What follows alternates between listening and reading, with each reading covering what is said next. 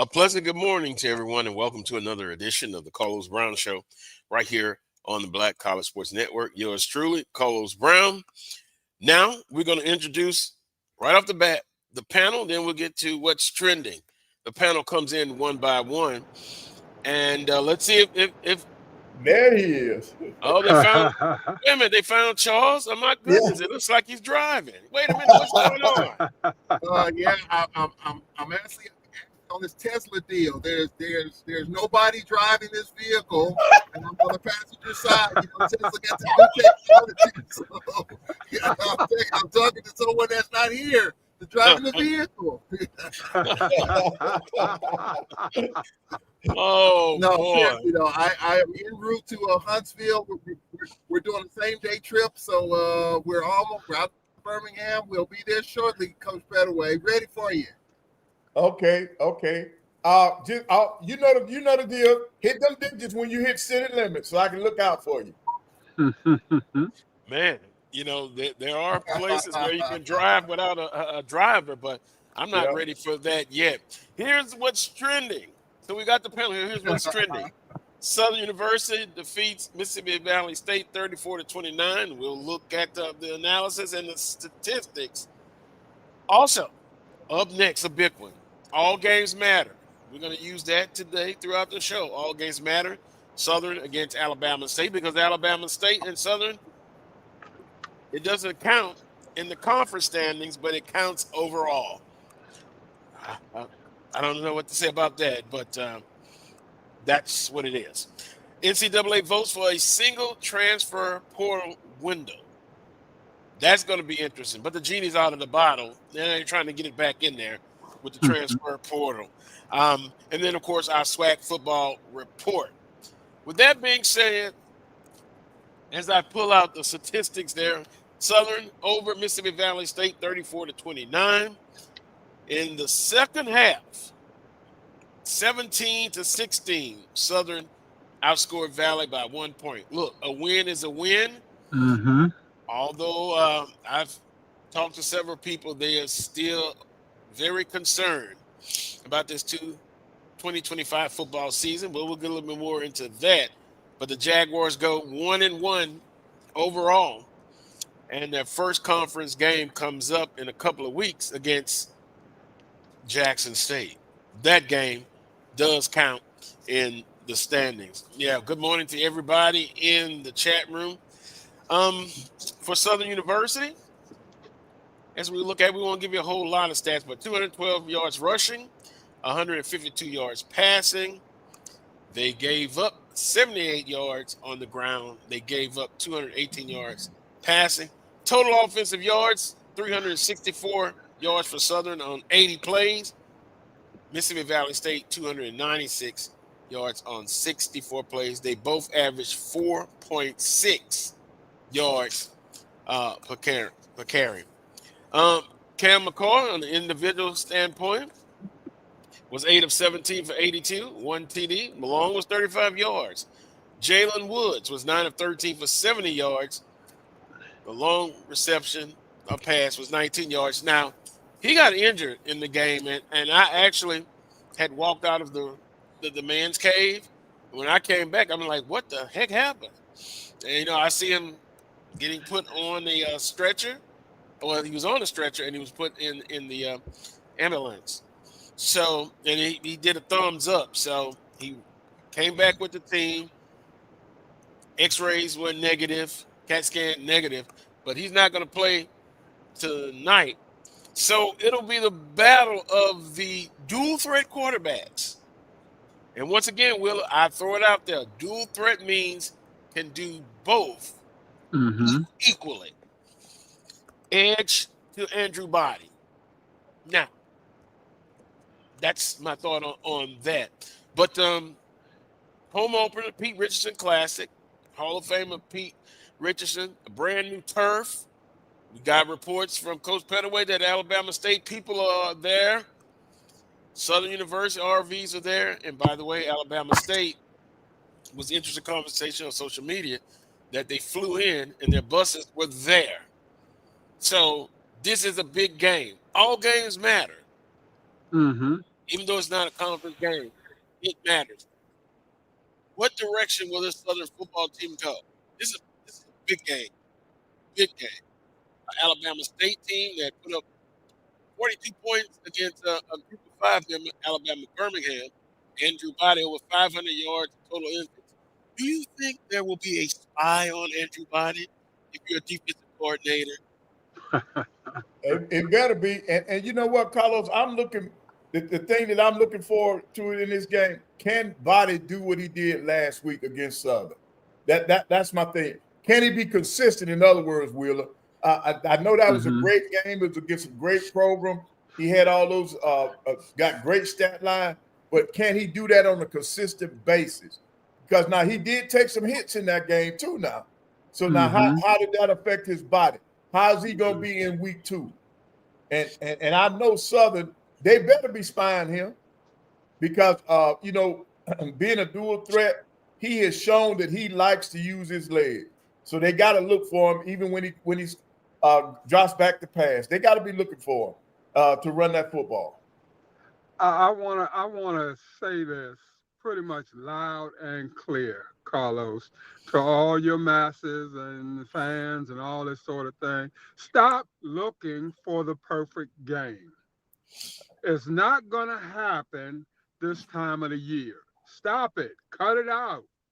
Okay? There's no such thing at the beginning of the year as mistake-free football. The goal is to do the best you can, improve each and every week. And if you can win the week, okay, come out of there with the W, even though it's not going to be perfect, then you chalk it up and you keep it moving. Save the critique for week 5, week 6, somewhere around there, and even then, you just looking to survive and advance. But I tell people, stop looking for the perfect game. It's not going to be there. Southern scored 34 points last week. Carlos, that's a lot of points in anybody's book. So while we say, there's some things that need to be done offensively, and I'm not saying that there's not. You put 34 points up last week. That says a lot right there. Now Southern's at home opener. I'm expecting the crowd to be raunchy and loud and all that sort of thing. I'm thinking that home crowd's going to be enough to help carry them over the hump. Now they got to come play. There's no doubt about that. But the goal is to get better than you did the week before. And if they take that next step with that home crowd behind them, to me, they're going to be okay. Well, that's almost perfect. Don't look for a perfect analysis, but I have to give it to you. I personally know I don't want a perfect game, but I want a good game. I would love a game that it's over by the 4th quarter. That may not happen, but at the end of the day, yeah, we look for Carlos, they running the ball. They running the ball like nobody's business. Southern's running the ball like nobody's business. Well, so that means up front they're getting it done. They're opening up holes, that sort of thing. I don't know what more people want right now. They want the boy to throw it, to light it up in the air and all that sort of thing. Those things will come. I think you'll see Alabama State stack the box today on Holly. Ain't no doubt about that. So it's going to be up to, Mark Frederick and those guys to adapt and adjust.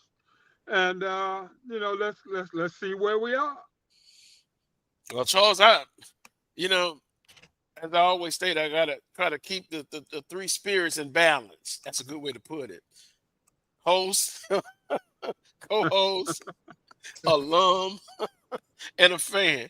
I got to keep them lined, Coach Pettaway, in a perfect order. Because if they don't be in order, then I'm going to be a madman. I want the victory. I'll have my prediction later. But one of the keys that I put down is they're still one-dimensional. And every defensive coordinator, until proven otherwise, they're going to stack the box. So, Charles, do you make them pay? Yes, sir. You got to make them pay. Because you saw what Valley did. They pretty much said, we're not going to let Holly just go wild. We're not going to let Franklin go wild. But you had a Jason Gabriel who almost had 100 yards rushing. So it was somebody to step up. I look for balance, just like I talk about the order of balance with the three spirits in me. I look for balance offensively. Yeah, you take the win. Will, you said it, a great thing. But against a quality team, you look to see improvement against a quality team. And no disrespect to Valley. They're a different team. That was their first game. Now, they got a big one today. But you want to see improvement, like Willow said, every game. Can you make adjustments throughout the game, before halftime? Those are just some of the things that, you're just looking for, Charles. Hey, look, let's give Valley their flowers. Let's give them their credit. It was the first game of the year for them. And just like I predicted, they would give Southern all they can handle, and they did. I think Southern did help them with 3 turnovers. That helped. That helped Valley. Kind of kept them in the game. You lose your number 1 quarterback, but Valley was going to play you hard, and they did. And so Southern came out of there with the W. Now, what Wheeler said, I agree, but unfortunately, we are not that type of fan base. Kansas City Chiefs lost the other night. The Philadelphia Eagles didn't look great the other night, and yet fans are groping and complaining about that. Southern University won the division last year. Even though it's 2 games in, I think people expect, just like here at Alcorn, people expect better. People expect more. Yes, it's early. Got a lot of football ahead of you, but it's just the expectation, Carlos. You talked about it. The expectation for Southern University at this point should be more than what it is right now. And I'm going to tell you something now. If Andrew Body brings that show to Baton Rouge and he puts that show on, not only is Alabama State going to win the game, but it may not even be close. He accounted for 500 yards of total offense. That's the Andrew Body that we kind of been looking for over the years. He's been banged up over the years. If he brings that type of effort to Mumford today and the Jaguar defense can't respond, and their offense with their number 2 and number 3 quarterback can't respond, I think it's going to be a tough day at Mumford for the home team. So this is a big game for Southern University, trying to get back on track a little bit. You got Fresno State next week. You know how that could possibly go. So I think right now for Southern, it's a really, really big game just to quiet the fan base down. Or as Wheeler Brown says, quiet the boo birds. Because I guarantee you there's people that are not happy in the Jaguar Nation. And I'm speaking for Alcorn too. There are Braves fans that are not happy either. So we're kind of in the same boat. Our offense is kind of what it is. Southern's offense is kind of what it is. So we're all kind of in the same boat here. But I think Braves fans expect better, and I think the Jaguar fans expect better, especially being at home today. For Charles, Alabama State gave up 52 points last time out.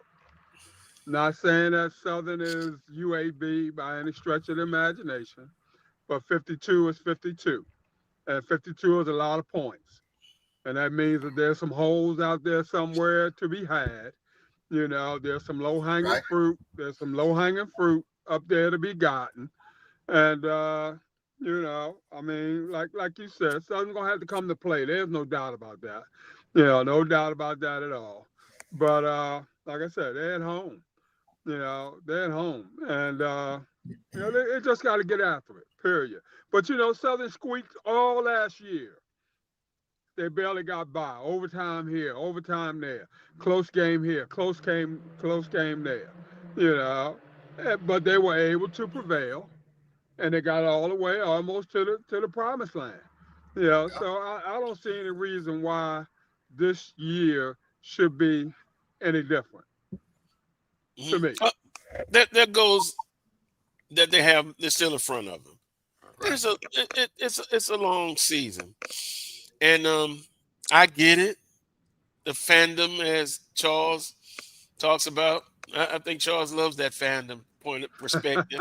I mean, we're all fans, right? All of us have that fandom in the Yes, the we are. Baltimore Ravens. Yes, we are. You know, there's pressure on the Baltimore Ravens, to get to the Super No Bowl. doubt. Right? No doubt about it. So, I mean, so there's pressure for Alcorn, second-year coach Cedric Thomas getting it done. Pressure for the Jaguars to get to Atlanta. Atlanta or bust. You know, for Alabama A&M, first-year coach, kind of, you just got to give a little time to deal with that. But there's pressure, and fandom put pressure on organizations, on coaches, on athletic directors. And this is just, to me, this is just kind of where we are. It's week 2. It's early, but it's starting to get the temperature's starting to get turned up a little bit. Well, the actual temperature is going to be in the 90 degrees. So, Wow. but I understand. I understand what he's saying, but I think you have to improve every week. You kind of got to have that balance. Fans are important, but also they should be allowed to voice their opinions and their perspectives, and so you do that. I think Willow is right, and Coach Pettaway. They've coached. They come from the coaching perspective. They can't really tune in at all to that. That fandom. But it is, again, a big game because all games matter. You want to see the Jaguars come out to a good start. You want to see them do the things that they are accustomed to doing and get to that point. This game is a point in the overall perspective of the football season. So Wheeler with his points right. Charles with the fan perspective. Coach Pettaway. Now that leads me to you. Mm-hmm. You have the coaching perspective. You have the, you in basketball coach at Alabama A&M, and you have high expectations, correct? At Alabama A&M. So at this point, early in the season, then what do you rely on to get your team to in game 3 to up it up another notch? Well, I just think that this is still part of the process. Coach Graves and his staff, they have come up with a game plan for the entire season, and you go game by game. This is the next game. He looks to win. He and his staff not looking at it as a non-conference game. It's the next game on the schedule, and by God, they want to win it. It's your first home game, so that's going to ramp up the pressure. The pressure that the coaching staff is feeling, it's not from the fans. It's from within. They're doing it to themselves. Coach Graves and his staff, they want to win. So they're putting pressure on themselves to make sure that they go out there and put those kids in the right places. And then it's up to the players to go out and execute the game plan that the coaches are giving them. So I think you're on course. There's no they sit down before the season and decide how things should go. And then you take it game by game. So the things that they learned in that game last week against Mississippi Valley, they've taken the positives and the negatives out of that game, and then they put them into this next game plan for Alabama State tonight. So they're ready. They're ready. They have prepared those kids. That coaching staff has prepared them to be in the right position to see certain things that they expect from Alabama State, and they're ready to play. There's no secrets about this, how you prepare your team. It's the next game. We got to go get it. Let me ask this question, and not meaning to be disrespectful to Alabama State. I was thinking about this last night. It's more of you have an opponent on the field, but in this case, I think it's Southern University looking inward, and they have to come out and get things started in the right way. In other words, I'm saying it's more about, to me, in my opinion, about Southern. Right. Not so much Alabama State. You have a quality opponent. You have a football coach who's a native of Louisiana. Every time I see him, he tells me, I'm from Louisiana. Yes, I know. I know Coach Robinson. So he's gonna be fired up. to play in his home state, native son. So it's a lot of intangibles, but at the end of the day, it's about execution or lack of execution. You know, they had a famous Southern coach, Otis Washington, would say, God rest his soul, when they won, it was because of execution. When they lost, it was because of lack of execution. Yeah. And, you know, you almost have like mini games within a game going on. If you get hit first, how do you respond? You know, just different things. Adversity during the game. You have that. How do you respond back, Wheeler? Carlos, I think every coach is in search of the perfect game. I think that's the essence of coaching. You know, you want perfection.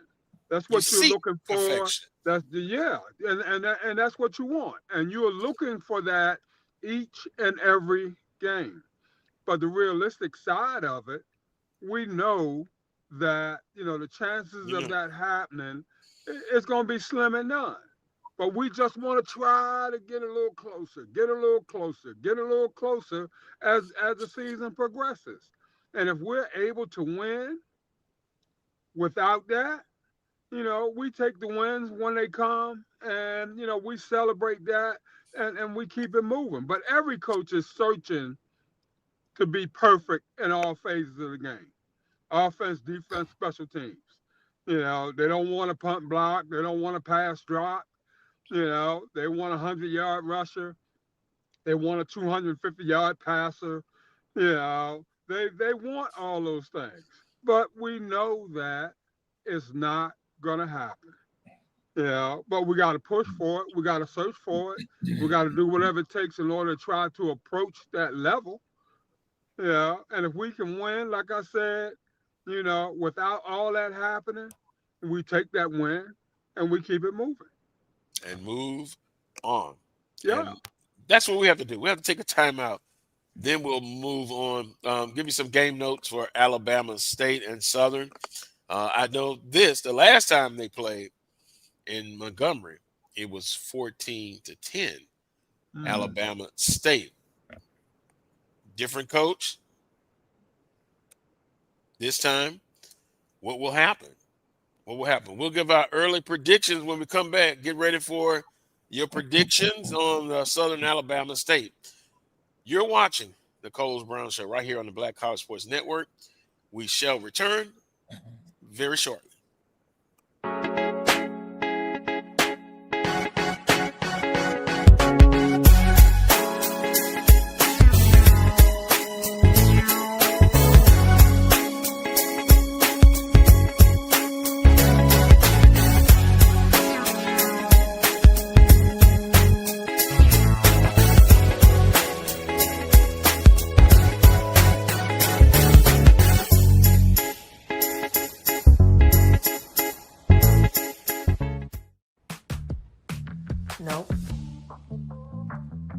Nope. Come on, him?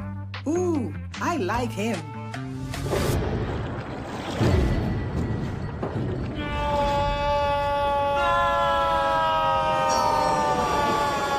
Quick, the quicker picker-upper. Bounty picks up messes quicker, and each sheet is 2 times more absorbent, so you can use less. He's an 8. He's a 9. Bounty, the quicker picker-upper. This is Brian Fulford. AD Drew and I are co-hosts of the BCSN Sports Wrap. We talk about all things related to HBCU athletics. From the games, teams, coaches, and fan interest stories, we cover it all. You can find our shows on Facebook at BCSN Sports Wrap, YouTube at MyJBN Online, and everywhere you listen to podcasts like Anchor, Spotify, Google, and Apple Podcasts. You can also find the show on the Jericho Broadcast Network's app. Make sure to download. We look forward to you joining the conversation and being a part of the show. This is the Dean of the College of HBCU Sports, Kenyatta Cavill of Dr. Cavill's Inside the HBCU Sports Lab with Mike Washington and Charles Bishop. Come mix it up in the lab where the course lecture is in session every Tuesday from 6 o'clock p.m. Central Standard Time on Facebook Live, YouTube Spreaker, or the BCSN app, as we discuss all things about the HBCU sports culture, including exploring the week that was in the sporting HBCU diaspora. as well as the upcoming week of HBCU sports. With me, the Dean, the College of HBCU Sports, on Dr. Cavill's Inside the HBCU Sports Lab with Mike Washington and Charles Bishop. Course lecture dismissed. Football fans, HBCU football is back in the ATL with the Cricket MEAC SWAC Challenge Kickoff. Representing the MEAC, North Carolina Central, and representing the...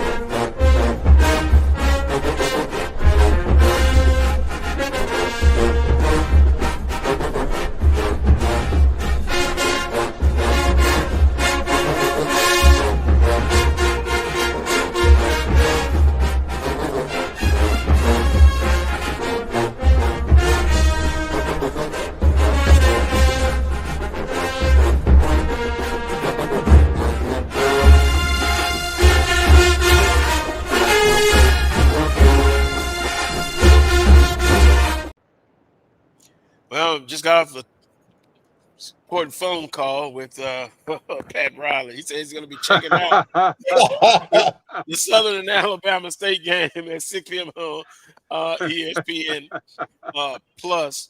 I see we lost Charles. I'm sure he's still en route. Yeah, the weather's bad here. Well, right now, I'm probably coming out through Birmingham. Weather's bad right now in Alabama. We've had thunderstorms all morning here. And then Wheeler, unfortunately, that the first thing that I said, that's going to affect our crowd because we have our weather fans. If it rains just a little bit, they don't want to get that hair messed up. Yeah, it's going to affect that first home game, but our crowd will be affected. Watch what I tell you. Wow. Okay, we're going to come back and talk about that game because that's a good game because it's level against level on the same level. But for week 2, for a lot of our schools in the SWAC and MEAC, it's show me the money. It's a guarantee games, and I'm pulling for all of them, every one of them. But it's going to be tough. Let's just call it the way it is. But we shall see. But we'll get into this week's schedule. We got Charles back. So prediction time, Southern and Alabama State. A couple of keys. Offense, I'm looking to see if Southern can get just a little bit more in the passing game last week. And by the way, if you go in the chat room, and I was on a show this past Thursday, and they were talking about Alabama State had 6 defensive players out. Some say 5. They're going to be back for this game. They're going to be fired up. Alabama State, of course, and you don't really want to talk about statistics because you've only played one game. What is the thing you like, Wheeler, after the end of September? Then you kind of can get a good measurement of where the team's at. But nevertheless, Alabama State, they're going to be great in all offensive numbers because they put up 42 points. Now, they gave up 52 points, so technically they're near the bottom. But we know, but that's just one game. So we put purposes on one game. Southern is giving up 30 points a game. They gave up 31 and they gave up 29. That's 60. 60 divided by 2, that's 30. Got to get better than that, Willa. You can. That's just point blank. They're scoring 24 points a game, so they're in the middle of the pack. Kind of the trend you saw all last year offensively. So can it be a breakout game tonight? I love it. I would love it. Defense, Southern's got to force turnovers. You know, last year, 2 years ago, 3 years ago, they were near the top forcing turnovers. Last year, they were near the bottom at forcing turnovers. So that could help. And I just simply put contain Andrew Biden. Now, whether you want to spy, hit him often, hit him a lot, that's just some of the things. Prediction. I'll start with Charles. I think I know where this is going, but prediction, Southern Alabama State.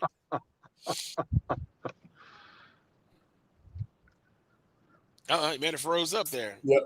My prediction. Yeah, prediction. You got me back? All right, Yeah. there it goes. I love the Jaguar Nation. I go with them when I feel like I'm going to roll with them. You know that. I had them picked to beat Central. I had them picked to win last week. But I don't have them picked winning this game today. I'm going with Alabama State. And I'm going with Alabama State because, number one, offensively for Southern University, you're down to your number 2 and your number 3 quarterback, number 1. I read something this week where Alabama State, when you look at their defense, yes, they gave up a lot against UAB and playing up. Their defense coming back has lost probably 60% of the guys that played last year, so their defense is definitely different. But I'm just not certain offensively that Southern University is going to, even though they scored 34 against Valley, okay, I give them that. I think Alabama State's defense is good enough to where if it gets to be a shootout, I don't know if Southern University has the firepower to match Alabama State's offense. And I look at the other part from the fan perspective. This game at Mumford Stadium, and even Coach Graves said it this week, Mumford could be a chamber of horrors for the visiting team. We know that. Jaguar Nation, dancing in the stands, band, all that. But when the home team is not playing well, and Alcorn Southern, we've seen that a bunch where the Jaguars don't play well, the fans are edgy. I think Southern fans are edgy, just like ours right now. It's a chamber of horrors for the home team. And you know, Carlos, I've challenged this Southern team at home in big games. Jackson State, Florida A&M. Last year, they won a couple last year at home that helped them win the West. It's a big game, even though on paper, and we have to say this, when you look at the standings tomorrow, Southern wins, they're 0-0 in the conference. Some people probably still don't know how that works. But I just think overall, I look at the matchup. I've been going back and forth in my mind all week. I don't see it, Carlos. I don't see it. I think Andrew Body's going to put on a show. He's looking to prove a point to everybody in this conference. And if he does that and they put up those type of numbers, he accounted for 500 yards of total offense. If he does that again, I don't think Southern has offense to match. So right now, I'm going with Alabama State in this one. Willer? I'm going with Southern by 7, being at home. Alabama State probably will be a formidable foe. I don't think there's any doubt about that part. I'm not sold on them yet. I ain't buying that stock yet. One game doesn't, I don't have enough of a sample size yet. Playing UAB, I've always stated UAB ain't nothing but a glorified FCS school. Wow. That's all. Will's consistent. At least That's I say all. that. They just got out of the division. So they haven't earned their stripes yet. So I can't put a whole lot of stock in the talent level and things of that nature. Southern being down to the second string quarterback, he's got 2 games under his belt now. So you should be able to see the steady improvement there. Mark Frederick's got 2 games under his belt. So you should see some steady improvement in terms of his play calling and recognizing and realizing and the whole 9 yards that go with that. Southern's defense has 2 games under his belt. DB should be playing a little closer now. We should be bringing a little bit more pressure now. all the things that we've talked about, we should be correcting and be able to see the corrections taking place. So, and then being home with a loud and boisterous crowd behind your back, even though the crowd can't play, they can help boost your spirits up a little bit. And, so I'm going with Southern today. Right. Okay. And I'm going with Southern also. I just think that at home, they'll have that advantage. That'll energize the players more. I think the crowd is going to push them, give them that little extra oomph that they need. I think Southern will win. I think it's going to be a close game. I think they'll win by 3. And I'm thinking that Southern's going to have to rely on Holly and Franklin. I think they're going to have to run the football. If they do that, I think Southern can pull it off. Running the football is a must. Mm-hmm. Passing. Will this be the game we see? And for one thing, you have to take what the defense gives you, right? Mm-hmm. They'll have a chance to make some explosive plays. It's a matter of making a connection. I'm looking to see curl-ins, slants, crossing patterns. Because I believe Alabama State's going to play a lot of man on man, at least most of the game, or in certain situations. Can Southern offensively adjust with that? If you know the defensive coordinator is going to stack the box, and we've talked about that, that's what I would do if I'm a defense coordinator.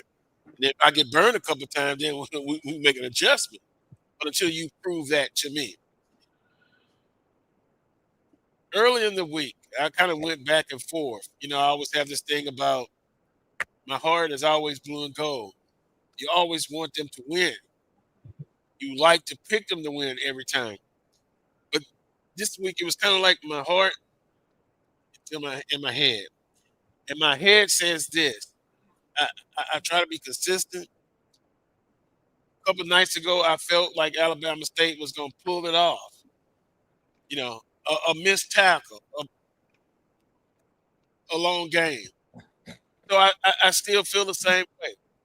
And I hope the heck that I'm wrong. Prove me wrong. I would look. I got Alabama State winning. And everybody's like, oh, no, wait a minute. No. I believe blue and gold, but I got to be objective. The whole spirit in me have to look at it, take the emotions out of it. I got Alabama State winning this game in a close game. But guess what? I'll come back next week. Pete Richardson Classic this week. I'll come back next week and say I was wrong. I'll take all of the side-eye looks at me. All of that. Is the season falling? Is the season falling? We need to keep this receipt. This is a receipt we need to keep. Never to turn back into Target. We need to keep this receipt forever. This is a first, guys. I think. I know it is. Yeah. Carlos Brown not going for FU. No, I have a long career. If you know, I've gone against the grain a few times. Cedric Tillman almost had an accident driving his vehicle when he heard. He's watching this. And we do. Tell him come straight on driving now. Did Carlos, did you bump your head or something this week? I'm trying to figure out. No, it's more about Southern than Alabama State. Carlos, go to the grocery store, get some Sweet Baby Rays. You're gonna need it. You're gonna need it to spread on that crow. That's gonna be in the pit come next week. No, you're not wearing on me. Shame on you. Well, Carlos, let me ask you a question on that prediction. You've made your prediction. You've gone on the record. And we got the receipts. We got the receipt. And we have the receipt. Is it more so as you went vacillated throughout the week, and I did too, is it more so what you saw in what Body did in the show he put on against UAB, or is it more your concerns, what you saw from Southern in Valley? I thought we would win the game, but a lot lower scoring. But for Valley to do what they did, played hard, had a shot to win the game, what concerns you to where you made that prediction? I looked inward to Southern, and Willa talked about playing a perfect game. Yeah, you seek a perfect game, but you're never going to get it. But it's great to seek that, and then it's just offensively, and now some concerns on the defense. I just don't think they're playing up to their expectations. Now, they can come out and prove me wrong. They can prove you wrong, Charles. But somehow I knew you were going to take the I could just feel it, Alabama State. Yeah, but, Andrew Bodies had success at Texas Southern. I was told made a couple of calls when he was transferring in the portal. Yeah. And so one man should not be able to beat you. That's my thing. You've got the scheme, you've got certain things to do. They've got a game plan. They've got to execute. They've got to get out to a good start. But my most concern is you got two quarterbacks, right? You check the box for athleticism, right? Very athletic. Dual threats. Both of them dual threats. Some say it's athletic athletes playing at quarterback. Whatever. Who is more polished at this point? I would say Andrew Body. And, Jalen Woods is out. If he's there, I think it's a big difference. So putting it all on Mark Frederick to dial up something creative, because they have tape and they expect you to, hand it off and try to run the football, but come out with the element of surprise. Be creative. We saw some of these things in fall camp, but we hadn't seen it in games. And I know, a lot of times you have to put up a package depending on the team you're playing, right, Wheeler? Mm-hmm. So I get that. It's just that it's more about Southern today. And, Pete Richardson Classic, man, you've seen some games where, you had the same feeling with Coach Richardson, but after a while, boom, that doubt was taken away. So confident, culture, all of those applies in the fan base. The fans are going to be there. And, I made a statement a couple of weeks ago. In quality big games,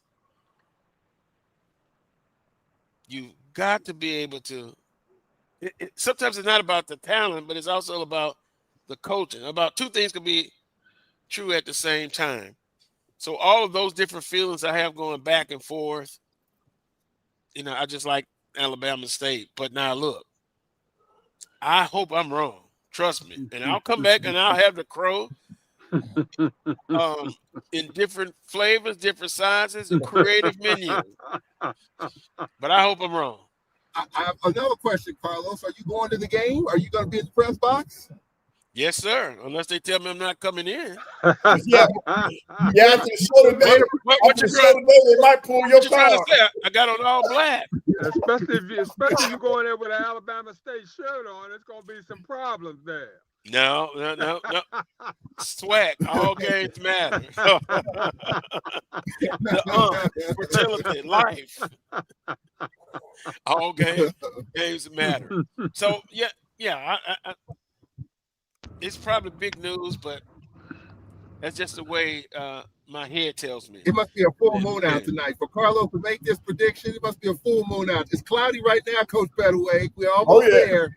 It must be a full moon out tonight for Carlos Brown. This is I hope this is shocking right here. Breaking news. Now I could go pull up the receipts over the years, 20+ year career, and it's been a few times. I remember I picked Grambling one time in the Bayou Classic, and I was wrong. And so I hope, I'm hoping I'm wrong. I can't think of the other ones. It might have been 3 or 4 times. Oh, look, I'm people in the chat room. Oh boy, I guess it did shock some people. Oh boy, but week 2, big games, Alcorn and Alabama A&M. Mm-hmm. I'll have my prediction on that as well. Prairie View, and we're going to recap last week's games. I saw quite a bit of games. Prairie View at the end, at the very end, got a victory. And, I'm watching the games and I'm getting text messages like, why in the heck Prairie View, Texas Southern is not zoning on that play? He got it. So in that game, Prairie View on social media, and they're winning it. They're doing it. But Texas Southern, literally, I picked them to win the game, and they had it right in the grips, and it got away from them. But Willa, they're going up with some big guarantee games. Mm-hmm. It's that time of the year, no doubt about that. Get the check, try to stay healthy, come on back home. And earlier this week, and I've said it before,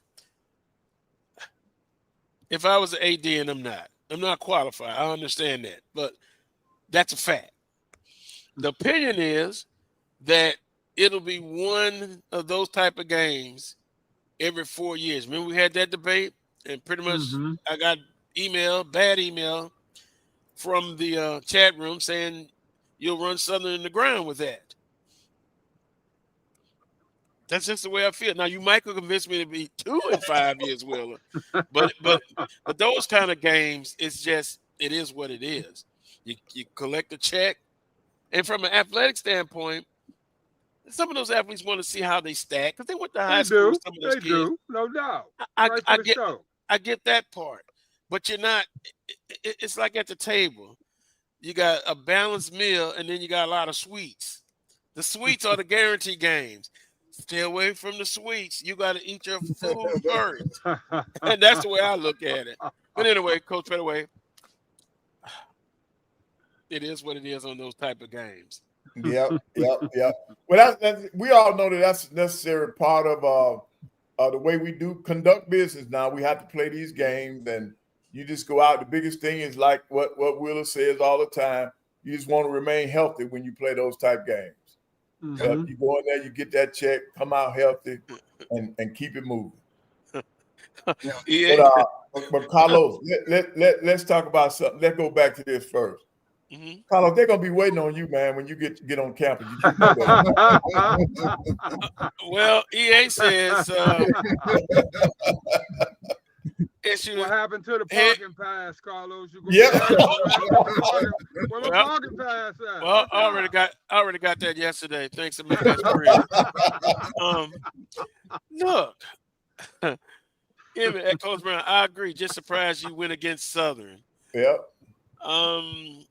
Breaking news: Southern head coach Graves just seen posted a sign outside Mumford Stadium saying, "Carlos, come see me." Yep. Dr. Cavill says, "Doesn't shock me. Intriguing, maybe." Thanks, Dr. Cavill. Yeah. I've got to stand on my beliefs. If I'm the last person, but how many times I've said I hope I'm wrong? I really do. Yeah. But I look for an entertaining game though, as well. But that's where I have it.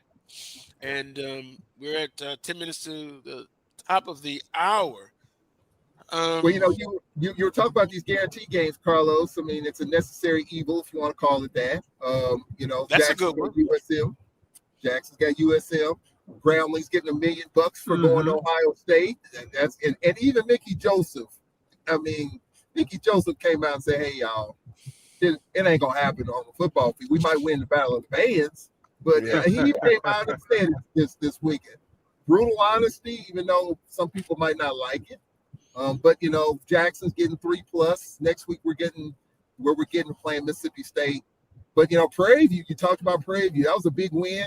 I had Texas Southern just because of the SWAC experience, but the final play of the game and how that happened, But, Tremaine Jackson's calling for his folks to buy another 1,000 season tickets.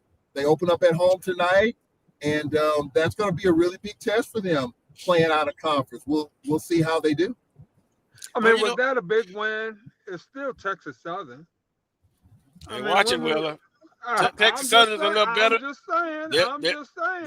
It's their biggest rival. Right, and throw records out, although they started the game 0-0. All games matter. There's no doubt about that. But should we be jumping up and down because of that win? They are. I'm sure they are. And you know why? That's their biggest rival, and when you look at the rivalry and all that sort of thing. But I mean, maybe it's me. I don't know. Maybe it's me. What? No, Texas Southern. I'll regress. I'll digress or whatever. No, you're entitled to your opinion. Excuse me. Just like what host who has Southern alumni, and we've got other hosts on this network. Call me naive. I think they will come out and speak on truth. If they feel that their team is like Dr. Cavill, Texas Southern, well, wait a minute, he's Texas Southern and Prairie View. See, Dr. Cavill, either one, he was in a win-win situation. But in another situation, if he feels that they're not going to win, he's going to state it. Now, the O&G factor, I don't know about those guys. I don't know. Brian Fulford and them, will he come out and say, not this week because they're playing up, right, a little bit, but say Jackson State or against Southern, if he has the belief that their team, FAMU, will win, I really believe he'll say it. Yeah. Charles, I'm not sure about you. I'm just going to be honest. Alcorn State. But I think at the end of the day, you'll say, hey, I don't think they're going to win. If they're not going to win. You should say it, Carlos. You should say it. I mean, you have some facts there to back you up. There's no ifs, ands, or buts about that. Facts and opinions. So, I mean, while I don't know that I would probably take the same path, but you call a spade, ain't nothing wrong with that at all. And anybody that knows you knows the type of person that you are. They know you bleed blue and gold. There's no doubt about that. And they know that in your heart, you're pulling for Southern. You just see some things a little differently right now. And, just concerning. That's okay. Excuse me, I'm getting choked up there. Yeah. But at just get the barbecue sauce. Just get the sauce, baby. Yeah. Just get the sauce.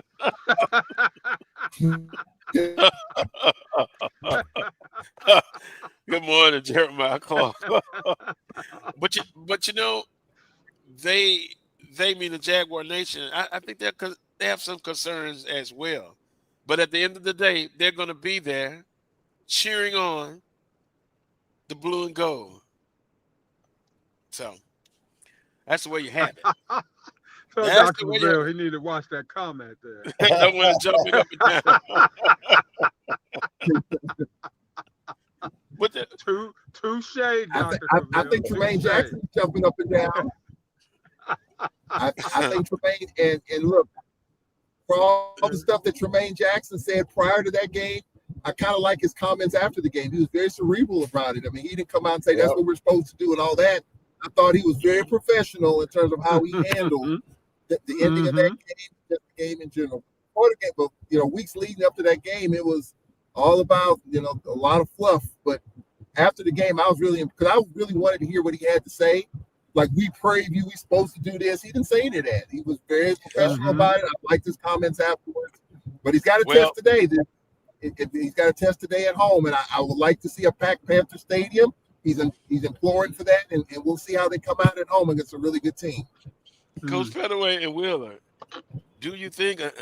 I guess I'm gonna blow out a virus. Because it was a close game, that was the right statement to make. But what if they would have won by 20 or 30?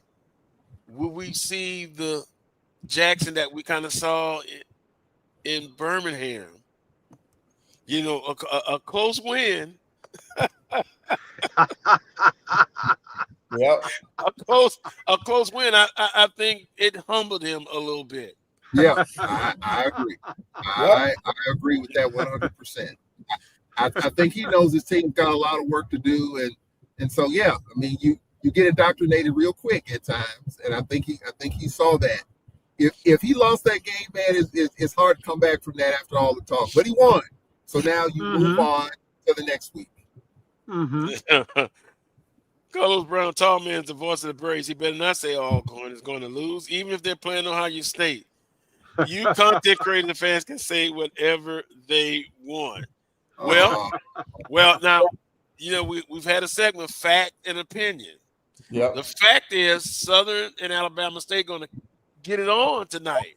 My opinion is, which is not fact, that Alabama State's going to win a close ball game. That's just opinion. I stick to that rule, facts and opinions. So, you know, content creators, yeah, they have an opinion, but I think, you know, from a factual standpoint, you give out facts as well.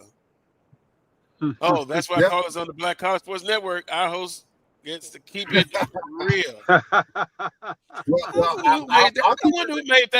who made that comment, because that same person must have family in the MEAC. I know she didn't go to. I said she. She picked North Carolina Central to win. She was happy. Oh my! Wait till we see each other 1-on-1. I'm gonna keep it real, Carlos, about Alcorn. We gotta get some offense today. We've texted during the week. Our offense in Southern's kind of the same. Southern fans may not be happy with Mark Frederick. Our folks are talking about our OC and our offensive scheme against Northwestern State. And I'm going to be honest, our rear ends are still sore from that game 9 days ago, losing to a team that lost 20 in a row, hadn't won a game in 3 years. Our folks still talking about it. That's one that a lot of folks will never forget. But we got to bring some offense today. And we got to do a better job on special teams. We had that snafu, a high snap punter try to kick it out back in the end zone. Missed the kick, and the scoop and score. Got to clean that up on the snap. Got to clean up the penalties. If we don't do that today and can't run the football, it's going to be a long day here at Cruz Stadium in Alabama. And believe it or not, I mean, you talk about the Vegas line and all that. Alabama A&M is almost a double-digit favorite to win this football game. Somebody pointed out to me yesterday, and I'm just like, wow, considering what they did with Arkansas or didn't do. Interesting there, just like Alabama State is a favorite to win in Baton Rouge today. But we got to get it done, Carlos. When the schedule came out in March, a lot of our fans identified the first 2 weeks to get our offense going. Against Northwestern State, we didn't have an offensive touchdown. We got a field goal. But people are looking for more offensively. If we do that, I think we have a shot. If we don't, it's going to be a long day here in Huntsville. Well, we're going to take a break. When we come back, we'll get into last week's scores and our predictions. I'll say this. I got a chance in the man cave to look at a lot of games. What impressed me by Alabama A&M for a quarter and a half, they were right there. They looked the part. Defensively, they're physical. Big, looked like a 6'5" quarterback back there. 6'6". Yeah. And then, you know, Coach Shea, talked to him in Birmingham, he says it's just one game at a time, one step. So I think this Alabama A&M team is going to end up being better than last year. Yep. Albeit it's early, and we'll see. By the end of September, I think the storylines will tell us a lot. A lot. Some teams may be 1-4 after 5. Some may be 0-5. Some may be 3-2. And also, on this note, offensively, I think the majority of the teams in the early part, the defense is ahead of the offense, but some of the offenses have been struggling. Even Jackson State, to me, they struggle. I want to see if you don't get the big plays, and you don't turn down big plays when you get them, but can you drive down the field? I would love, and I can't believe I'm saying this. It was a time when I was a younger man, I loved the big plays. But Coach Pettaway, give me a 10, 11 play, 75-yard drive and eat up a lot of the clock. I'll take Ball that control. now. Ball control. I guess in my older age, I've mellowed out. I don't know. On that note, we'll be back after this timeout. You're watching the Carlos Brown Show right here on the Black College Sports Network. We shall return. I'm returning to Clinton Paris, and Tampa's my community. I grew up here, went to school here, and my wife and I make our home here. What makes Tampa special are its people. So when I represent someone injured in my community, it's personal. Call my office and speak to a real lawyer and not some referral service. I will fight the insurance companies to get the settlement that you deserve. At the law office of Clinton Paris, we take the pain out of being hurt.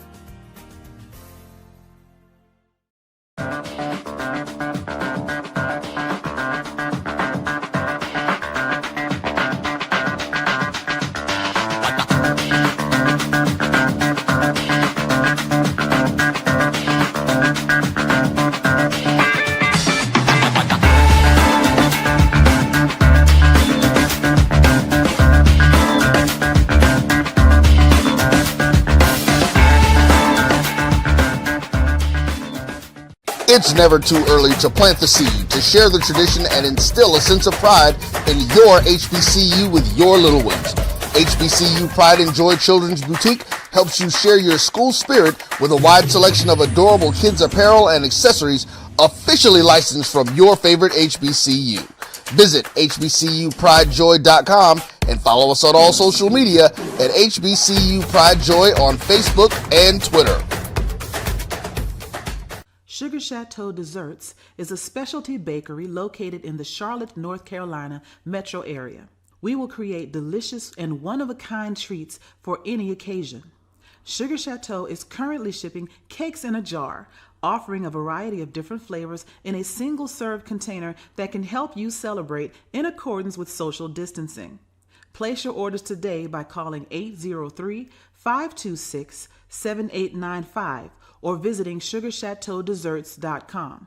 You're looking for the latest information on Southern University sports, the Southwestern Athletic Conference, and HBCU athletics. There's only one place to go. Tune in to the Carlos Brown Show, exclusively on the Black College Sports Network. Attention football fans. The Cricket MEAC SWAC Challenge Kickoff is back in Atlanta on August 23rd. Representing the MEAC, North Carolina Central, and representing the SWAC Southern. Join us at Center Park Stadium for a full day of tailgating, football, and bands. For more information...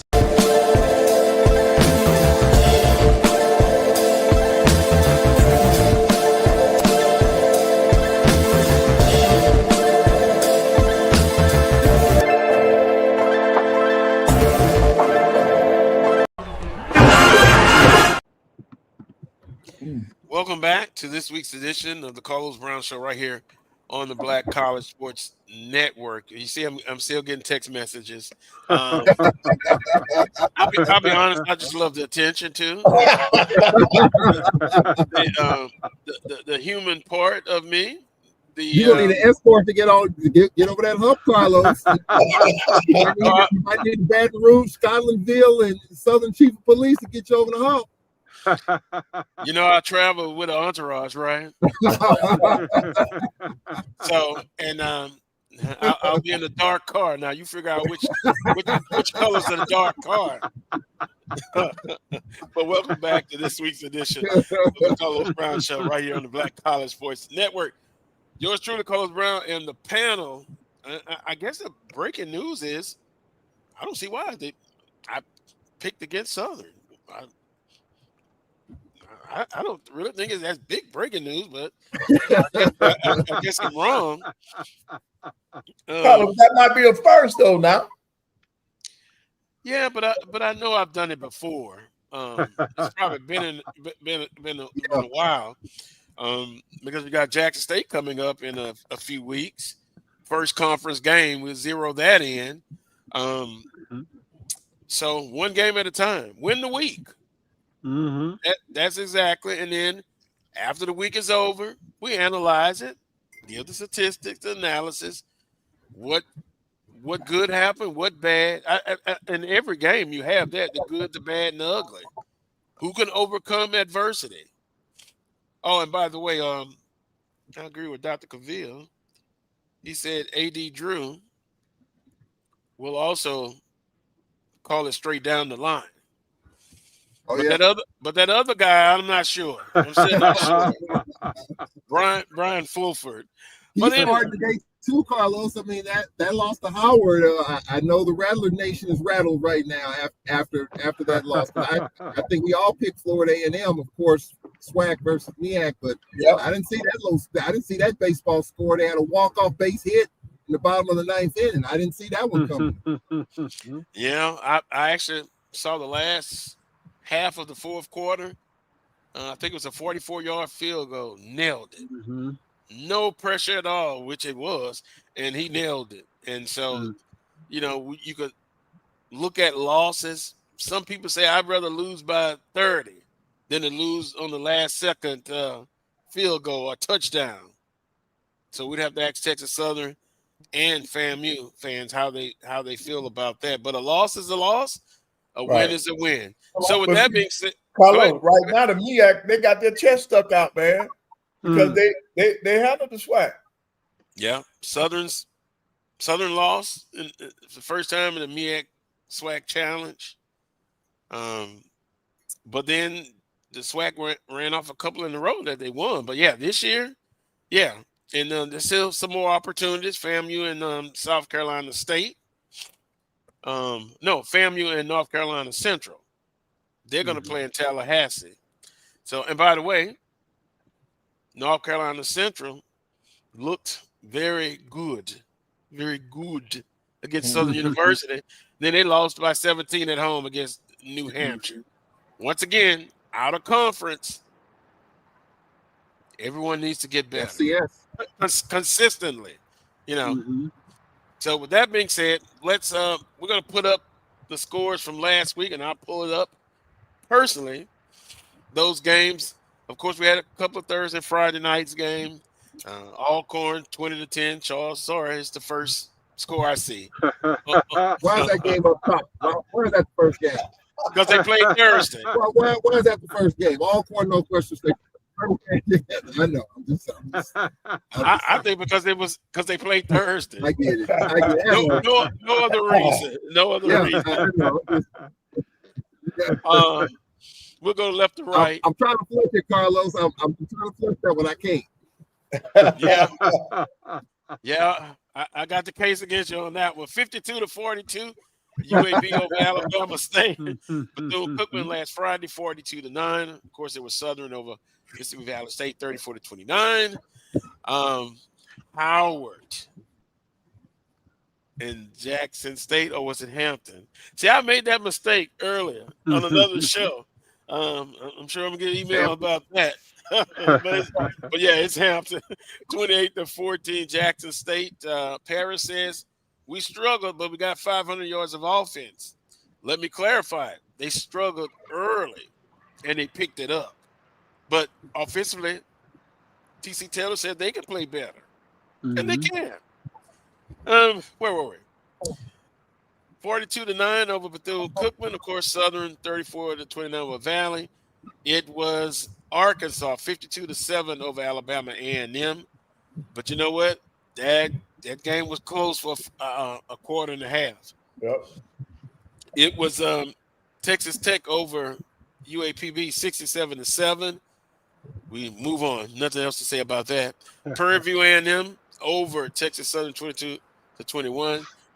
It was Howard over FAMU 10-9, and then of course Grambling State 55-7 over Langston. Not surprised that they won, but by the amount that they won. So that was the scoreboard for week one. Panel, anything stood out to you in week one? For me, that Hampton-Jackson game, it was kind of a slow start for Jackson State, but that they figured it out and had a ton of offense. I'm actually surprised Grambling Langston. 55-7, I didn't quite see that. I think that was even though it's Langston, because I think Grambling offense but I'm glad to see off the bat. Let's see if you do it again against today. Well, 55-7. Grambling State over Langston. Now, I guess we'll put up this week's schedule. And there we have it. I think, Charles, you might have to mute yourself. No. Because I don't know if that was Charles. No. Well, I don't know. I was getting feedback. I don't know. Yeah. You hear me now? Yeah, now it's fine. Okay.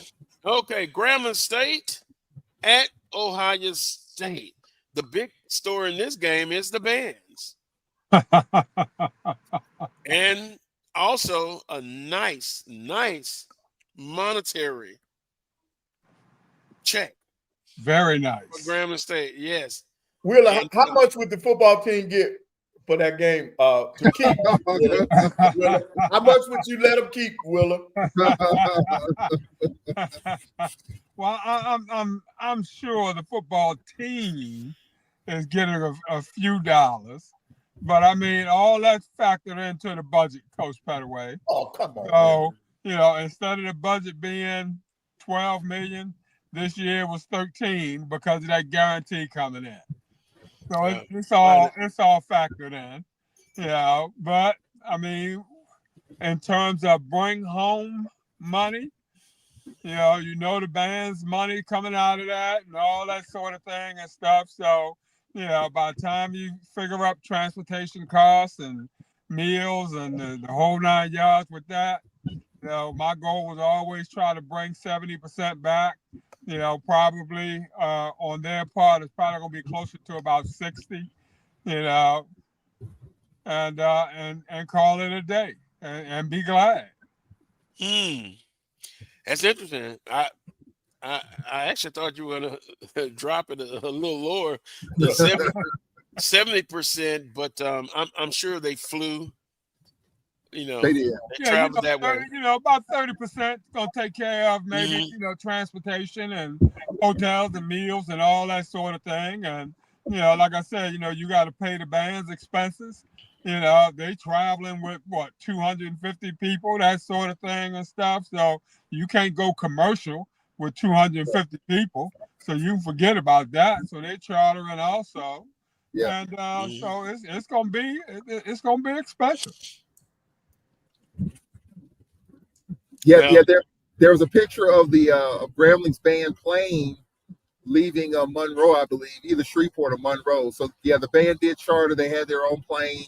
I'm sure the football team did the same thing. So yeah, it's not a cheap adventure for sure.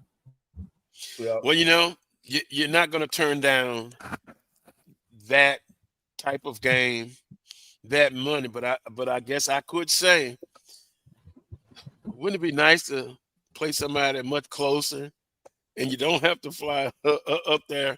And speaking of that, we did talk to Rodney Kirshner, Social AD in Birmingham.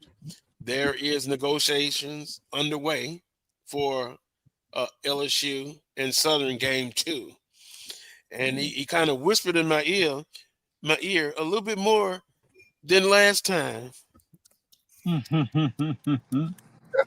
Now, and the expenses, you just it's very minimal, right, Wheeler? Yeah, going across town, you're going right down the street.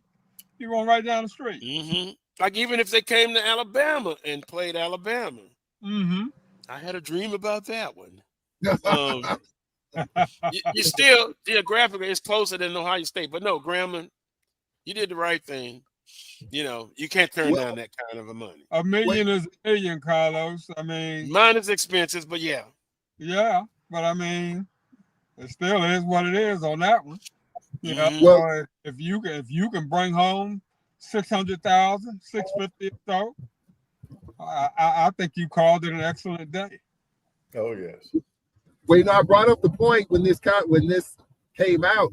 Do you think any SWAC school would take that phone call? I mean, it doesn't have to be Ohio State. It could be Alabama, could be Clemson, could be Florida or whatever.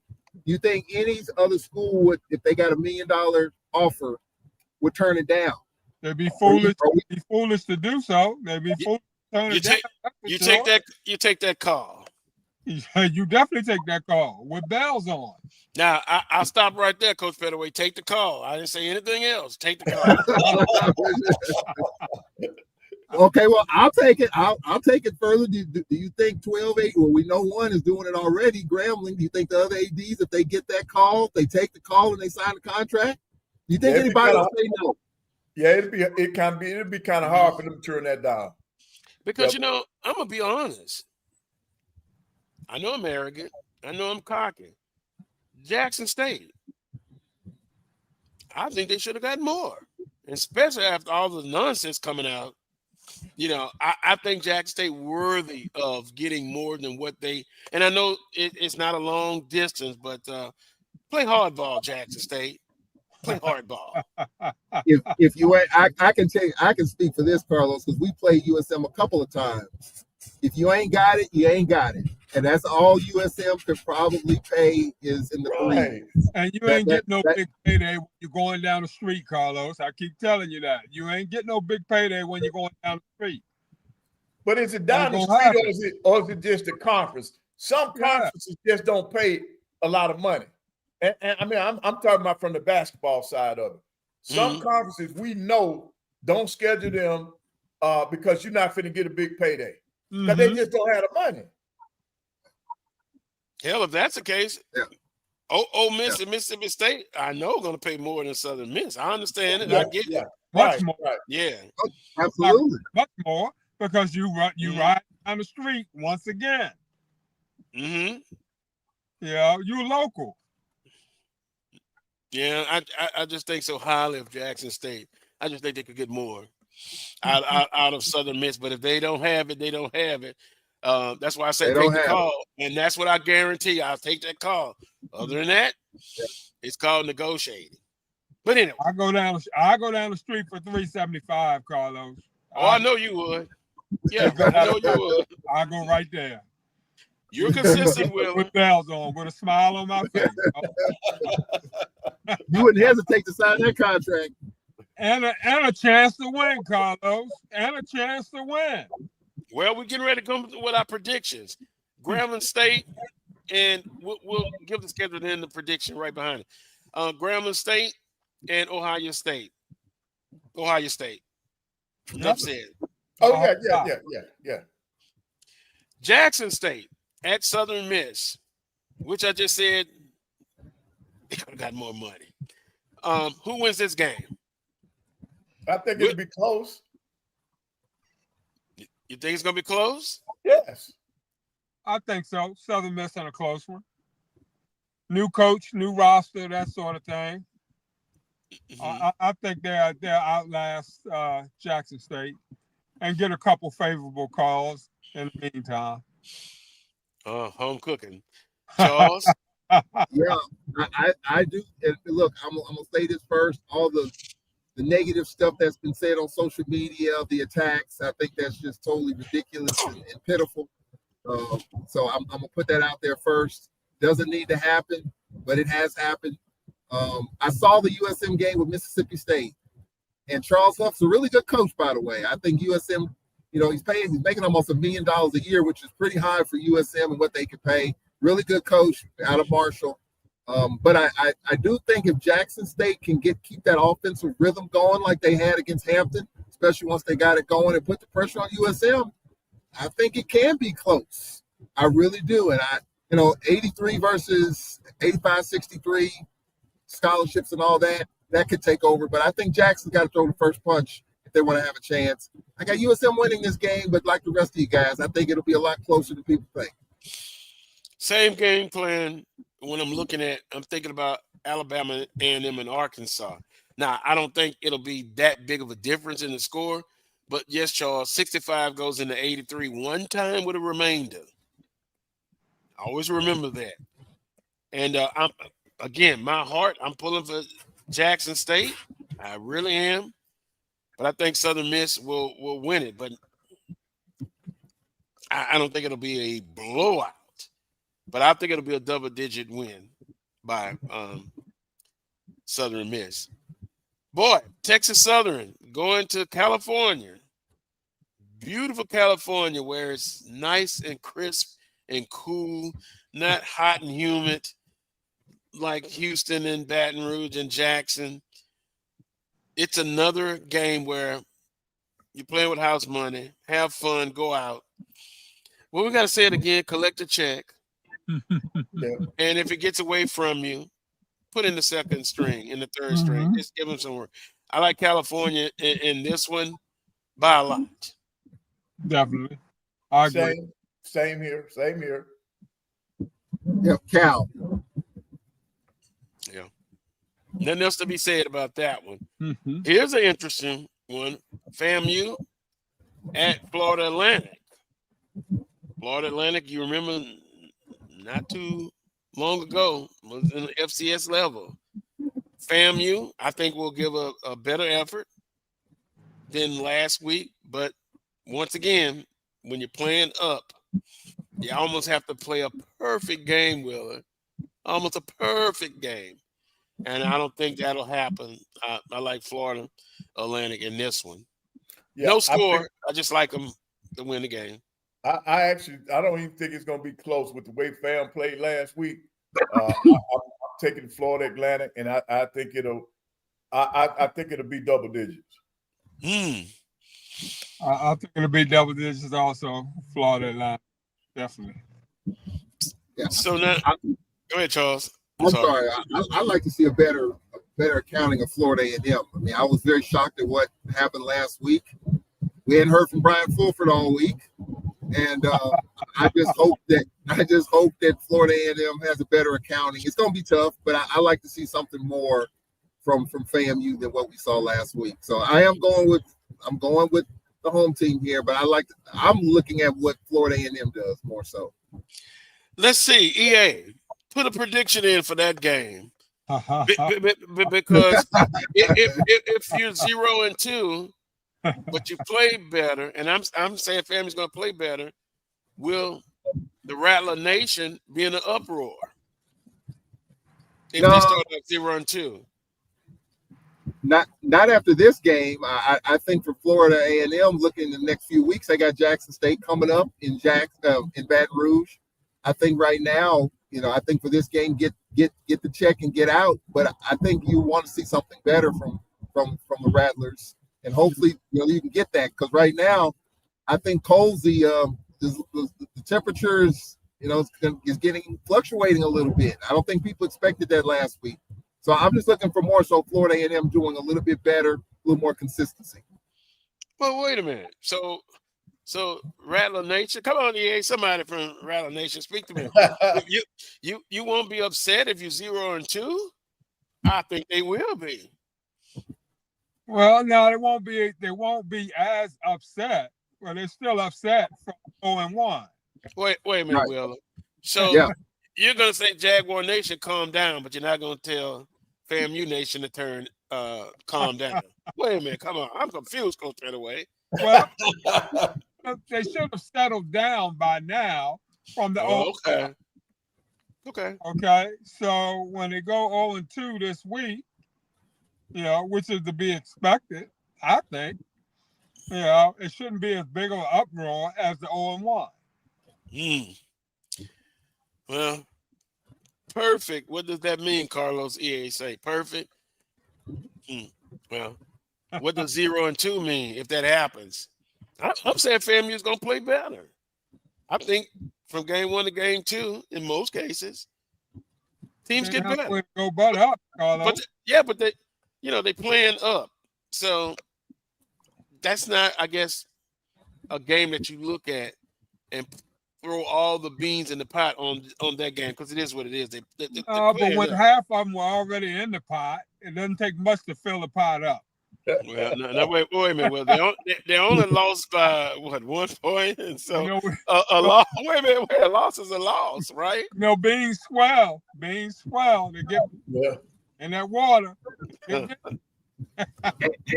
you lost to a MEAC school, and we talked about it, how the MEAC has the upper edge, and folks on the MEAC side happy. They're probably tired of hearing about the SWAC and what the SWAC is doing and all of that, and so you have the MEAC SWAC Challenge, Celebration Bowl, these type of matchups in which the MEAC supporters are flexing their muscles a little bit. So I understand if the Rattler Nation is a little perturbed, but I think they know it's going to be a tough one, but I think they're looking for something a little bit better than what they saw last week.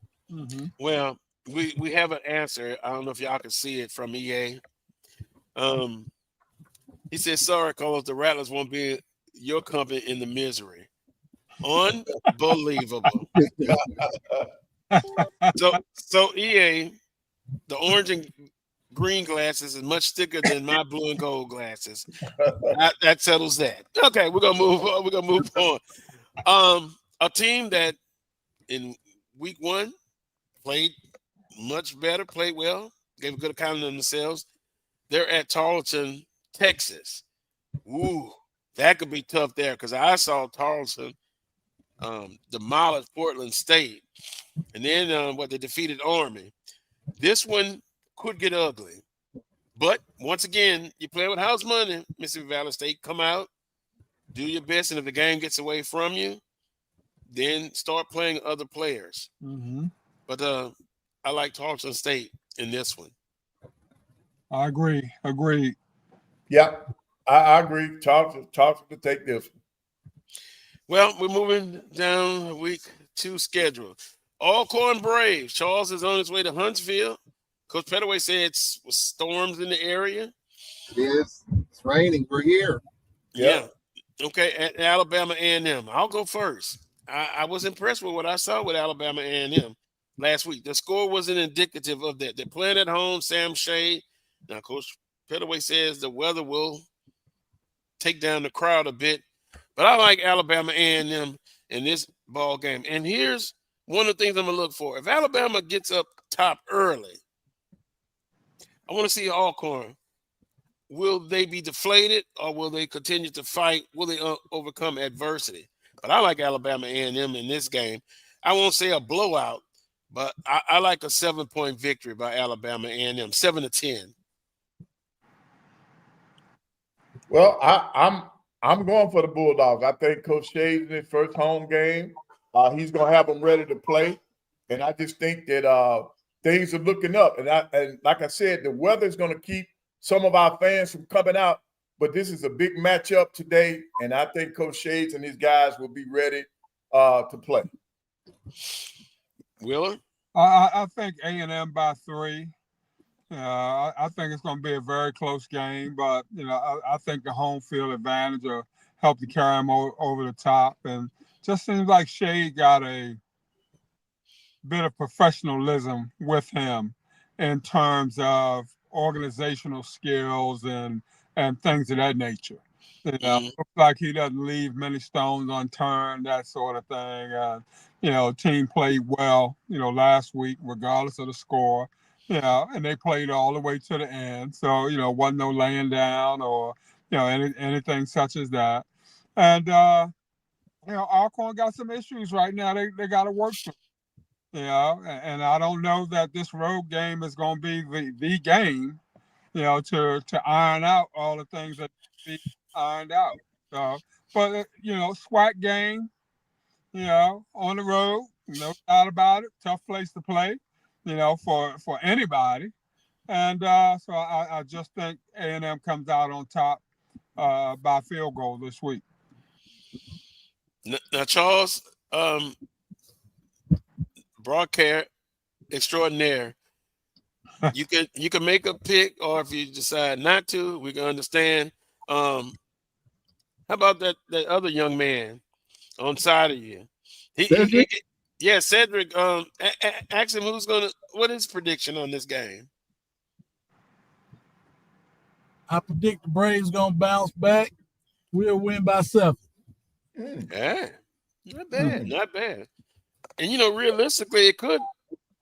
You're not shocked if Alcorn wins, but at home could be the big difference. And turnover, with the weather and stuff going on. But go ahead, Charles. Yeah, I mean, look, I think our defense, number one, is going to have to make plays. Our only touchdown last week was a pick 6. Our defense is going to have to make a statement. The number one factor is our offense right now. We've got a quarterback, a Howard transfer. He overthrew some receivers, underthrew, and some were dropped. We got to get into a rhythm throwing the football. If we do that, our running game is fine. Special teams got to clean up. we haven't been here to Huntsville, guys, since 2018. It's been 7 years, Coach Pettaway, since Alcorn's been here. We're member of the East with Aquil Glass and that crew, I believe. So, but I do think if the Braves make the first statement, I think they'll be fine. But if we spot A&M like we spotted Northwestern State 9 days ago, it's going to be a long evening here in Huntsville. Light rain here. We've arrived at the hotel. But if we don't win this football game, Carlos, and I'm just speaking from what Braves Nation has texted me, what's on social media, these first two games were a good litmus test. The Northwestern State game, we didn't expect to lose, but we did. But now you're in a situation where you're playing another team in the SWAC. Got to bounce back because you got Mississippi State next week. Then you got Memphis and UAPB, and then we come home for Prairie View. So our fans right now are unsettled. Didn't expect what happened 9 days ago, but we got to bounce back today. This is kind of a must-win early for us. I think just like for Southern University, it's kind of the same thing. But our fans are looking for a little bit better, and I think we'll get it today. Charles, you guys 0-4 going into week 5. Somebody's seat going to get a little warm. Well, for some of our fans believe that seat is all, the flame is all, the match has already been struck. I'm just being honest. I mean, I get texts all the time, and so I don't think so, but I think this game right here, this game has been identified on our schedule for 4 months, 5 months, like the first 2 weeks, considering our offensive struggles last year. Northwestern State, we didn't get it done. We've got to find a way to get some rhythm offensively. If we do that, then I think some people will be a little bit happier. But if we don't, then that's when, the wheels could come off the truck real quick. And I hate to say that, but I just think if you want the temperature of the fans, just like Carlos, you give the temperature of the fans, I'm getting the temperature of the fans. And, I do the Thomas show, and there's all kinds of stuff out there. So this is one. Our band will be here. We passed them on the way. So that'll help some. A lot of alums in this area, Atlanta, Nashville, and others. So we'll have a good fan base despite the weather, I believe. We got to come out and get this thing done. And I think we can do that if we cut down on the penalties and offensively if we get some stuff done. And what are the games afterwards, after Alabama A&M, the next 2 or 3 after Alabama A&M? Yeah, good question. We got Mississippi State next week in Starkville, another long trip. Then we got a bye week. Our only bye week is in 2 weeks. And then we play UAPB in the Classic in Memphis. Then we got Prairie View, homecoming against Lincoln, and then Florida A&M. I mean, I know we don't like to look ahead a lot, but I've identified, the game in Tallahassee midseason as a make or break for us, especially if we don't get some wins here. So it starts today. And I think if we can get this done, I think people will be somewhat satisfied before we go to Starkville. You know how that goes. Mississippi State with a big win last week. USM, they played Arizona State, nationally ranked at home. So they'll be fired up if they can win that game. But we know we get out of that. But UAPB in a couple of weeks, a bye week. So this early part of the season is really important. And it starts here tonight at 6 o'clock. Well, we wish the Braves the best. After today, we wish him the best. If we don't see Coach Pettaway next week, we know why. He'll be out on the lake somewhere fishing, getting some.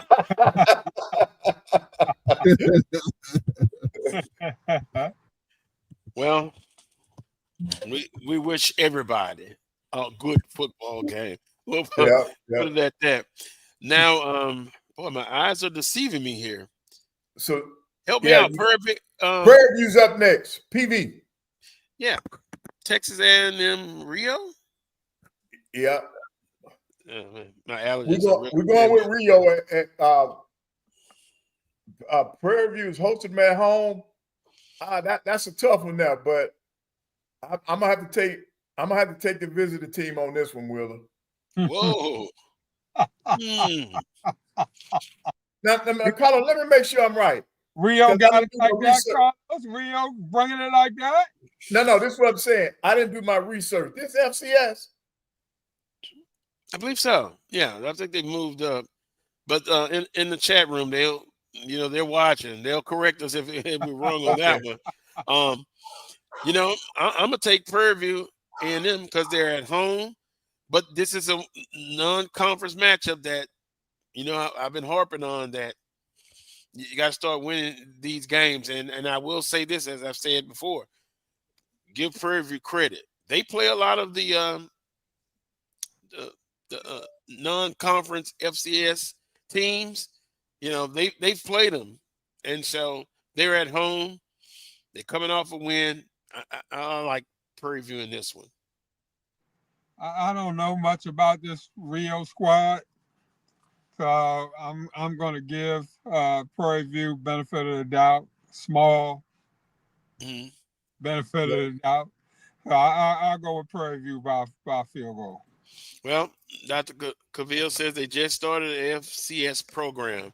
I think they were Division II, I thought. But maybe Dr. Cavill tell us if they're just starting the FCS program. But I got Prairie View and them in this ball game. Charles, you got Prairie View? I think he's trying to set up. Yeah, he's trying to set up. Yeah, but if they just moved up, then Prairie View will probably have a chance. But I've already made my pick. We're good with it. Yeah, Prairie View and them. I think the majority wins in that one. Bethune-Cookman, boy, at Miami Hurricanes. They're coming off a big victory over Notre Dame. Maybe they'll look down at the opponent. Maybe they won't. But that's going to be a tough one for Bethune. Yeah, that's going to be tough for Bethune. There's no way Miami's going to let them out there. I mean, they may not have all the stars on the sideline for this game, but Miami's going to be very tough at home. So Miami all the way. You getting paid good money to take that L, Carlos. Yep. Money. Yeah, they're expecting Bethune to roll over and play dead. Take that whooping and get on I-9 or whatever it is, the interstate to come out of there, 95, whichever one it is, and head on back uptown. Well, you know, I've used the analogy of the Alamo. They know they were going to lose, but they fought a hell of a fight. Yeah. I don't think I can use that one. Our ancestors fought some good fights. When the enemy came to the homeland, they put up a good fight. So all I'm saying is Bethune-Cookman, put up a good fight, the best that you can. And there's no pressure on you. There's no pressure. Miami, I will pick them as well. UAPB, Central Arkansas. Both teams, of course, in the state of Arkansas. They played before. Pine Bluff coming off of a brutal game last week. I'm going to go with Central Arkansas in this game. Yep. With them being at home, I'm with Central Arkansas on this one too. Same here. Yeah, it's just going to be tough. We can't say what kind of guarantee they're getting for that game, if they're even getting one. A lot, whatever it is. But I know a school that did get a guarantee playing another state school. Don't happen much. Southern University. Yeah. But no, you can go in state because you know we UAB does the HBCUs well. They do a pretty good payday when it comes to A&M because with that game being in Birmingham, they know they'll recoup some of their money at the gate because our people are coming out. Troy, when we go down to Troy, they normally give us a pretty good payday because once again, our alumnus are coming out. And Lord, South Alabama, we go down there. Yeah, they know that our people are coming out. So they'll give us, even though we're in state, Wheeler, those schools that I just named, they do us right in terms of game guarantees. So we're pretty good when it comes to football. Then, of course, we know Auburn has done 650 in the past with us. So we're good. And then Alabama, unless they change their mindset, Carlos, they don't play in-state schools over the years. I mean, UAB has never played Alabama in football. And the thing was back even with Bear Bryant, he says he's not helping the little schools. So they don't play in-state schools in football. Yeah. Well, we're in a different type of athletic playing field where it's the good book says the love of money is the root of all evil. Yep. I believe in Reverend Ike. The lack of money Yep. is the root of all evil. So we've got to get that. We got to get that cash when we can. But then you have to have a balance with that as well. Right. And so, and again, I know most people disagree with me, even on this panel, about playing one every 4 years. Right. I've had people in the chat room say you will ruin athletic budgets. I wouldn't go that far. Yeah. But the day will come where you won't be able to play the Alabamas and Ohio States. You'll probably play the group of fives and still try to get the best deal that you can. That's all I'm saying. That's all I'm saying. Right, because Willa, if it continues to go like it's going, they're going to force the Power 4 schools not to play down. And so that's going to eliminate those big game guarantees for us, Carlos. Because in order to be ranked, to have strength of schedule, they're going to force them guys to take teams like us off of their schedule. That's right. And especially as they start to expand those brackets, right, getting into the playoffs. You really then, everybody fighting for those few slots, those few new slots that'll be out there. So you're going to see that happen, no doubt about that. Hopefully it'll resurrect the classics, that sort of thing, and hopefully Coach Pettaway will get some reputable promoters, that'll want to pay these schools the monies that they deserve. Right. And then, Carlos, that leads into what you were talking about earlier. They made a decision this week about the recruiting season. About the transfer portal. Yeah. And Carlos, that's going to be big. That's going to affect a lot of schools. And it looks like the committee recommended they just got to vote on it, but then it'll be in January. Right. I think they said man cannot live by bread alone, right? Now, I'm not saying the whole verse, but I'm taking a piece of it. And you remember a couple of months ago, we had a good discussion about what is your backup plan if a time comes where you're not able to play those type of games. Now, it may come at a later time. I just said Southern and LSU are negotiating from a good source about the Battle of the City too. Bayou City title for a second time. But you'll still be able to play, and it depends on, I guess Texas has a lot of, group of 5 and FCS schools, but some of them are moving up. See, everybody's starting to move up to chase that money, right? To get as much as they can. In the state of Louisiana, you got FCS schools and then the group of 5 schools. So those games will still be available. Coach Kirshner, Rodney Kirshner broke some news about ULL and Southern. ULL coming to Southern, remember that? And ULM. I think Miami came to FAMU years ago. But other than that, you hadn't seen that in a long time. So what kind of plan you have? What kind of backup plan? Yeah, because, I also equated to if you're working on a private job and you're getting a lot of overtime, right? You get as much overtime as you want. And then you kind of get used to that, right? And then the company cuts it. Where I used to work at, people were complaining and, falling out and everything. Because they base their whole household budget on that overtime. But I didn't. I just based it on 40 hours a week. 40 hours a week. And so the overtime available, I just put that in a little special place to have it. But again, we'll see. We'll see about all that. I apologize. My computer died just as we were talking. But we're back. I think we'll cross that bridge. I think ADs will cross that bridge when they come to it as far as those games are concerned. I do agree. I kind of caught the tail end. I do think those games are not going to be as readily available as they used to be. And what is the backup plan? That's the question. I don't know if we have one. I mean, there is no backup plan. You better have one. Well, I mean, that's 4. I mean, Jackson State's getting 3 whatever. We're getting 4 whatever for playing Mississippi State. Ohio State's paying Grambling $1 million. Where are you gonna get that from? I mean, I'm just being brutally honest here. If we're gonna have that conversation, I can say Alcorn playing Mississippi State this year, USM next year. I think we got Ole Miss coming up, and I was told we got TCU, in which we're gonna get a good guarantee. That's probably 29 somewhere in there. That's coming up, but I don't see a backup plan as far as that. That's 600,000-700,000, 500,000 that you're not going to get. I don't know what the backup plan is other than implore your fans to pack your stadium.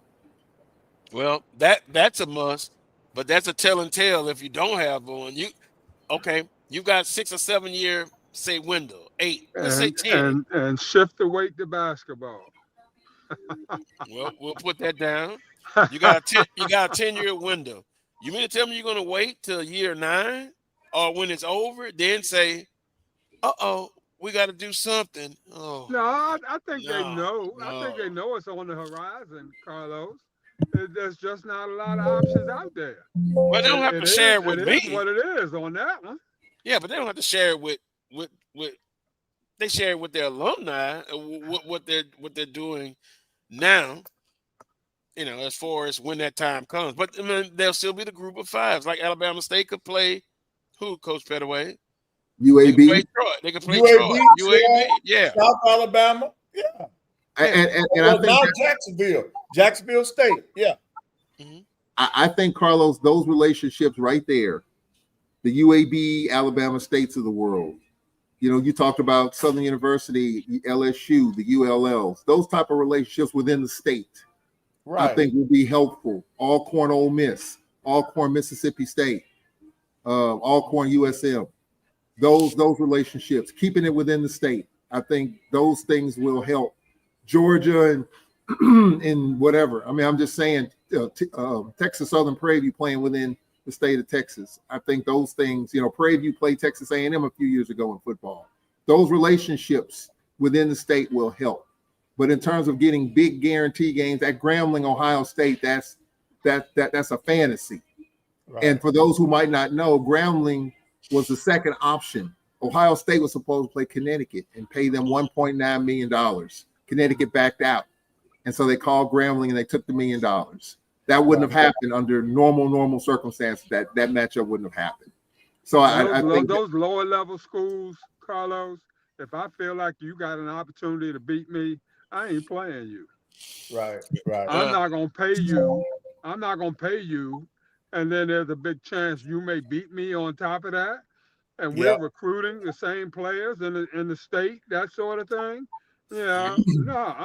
No. Right. Guess what, Willa? That's their problem. Yeah, right. It is. If we come there, I like to say we come there and we beat them. Yeah, they won't put us back on there. Okay, thank you. Bye-bye. You still got paid. But here's the other thing you got to pay attention to too. In the SEC, be a one-trick pony, baby. You be a one-trick pony. Yeah, in the SEC, they're going to 9 games for a conference schedule. So that's going to eliminate one of the games they got to play with.